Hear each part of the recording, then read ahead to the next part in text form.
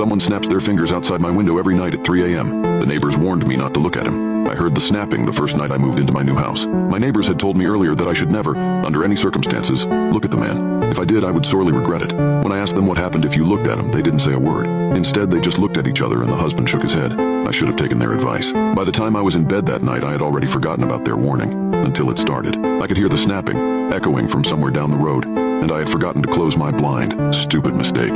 I was just about to get out of bed and shut the curtains when suddenly the next snap came from right outside the bedroom window. I let out a startled cry. The house was a good 20 feet from the public sidewalk and separated by a garden gate and then a row of bushes. Somehow he had cleared that distance in less than a second. I covered my face with the pillow and curled up into a ball. A whispered prayer escaped my lips, and I hoped that God was stronger than whatever was outside. The thing started walking back and forth, going just past my house each time. His snapping started out slow and rhythmic, but got faster and faster each time until it reached a feverish speed. As they sped up, the snaps grew louder, much louder than any sound a human snap could make, to the point that they rattled the window glass in its pain and drowned out every other sound. I began to shake and shouted for Jesus to protect me. It was growing increasingly difficult to lie there defenseless in bed as the snaps grew louder. Part of me wanted desperately to jump out of bed and face whatever monster was outside, but it wouldn't stop. It just got louder and louder until my eardrums felt like they were about to burst. I tried stuffing the corners of my pillow down my ears, but it did nothing to quiet the incessant roar. Then just like that, there was silence. The noise stopped so suddenly that it was almost startling. From outside, a gravelly reptilian voice said, not in a whisper but in a low and quiet tone, "Good night." I can't put into words how frightening the experience was, but I had just bought the house. There was no way I could move out already.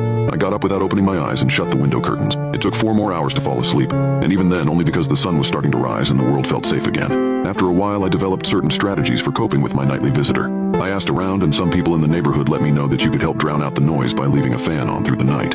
It sounded dumb at first, but I was desperate enough to try anything at that point, and sure enough, it worked. The snapping was still loud but endurable, and after a week I was sleeping through the whole thing. I started to tie the curtain shut and add a cardboard wall around the window so that there was no way I'd be able to accidentally look at him. I even put a tripwire in front of the window so I'd know if anyone tried removing it. I was determined. I wasn't going to move out of this beautiful place just because of one weird person. After implementing my nighttime defense strategies, my life started getting back to normal.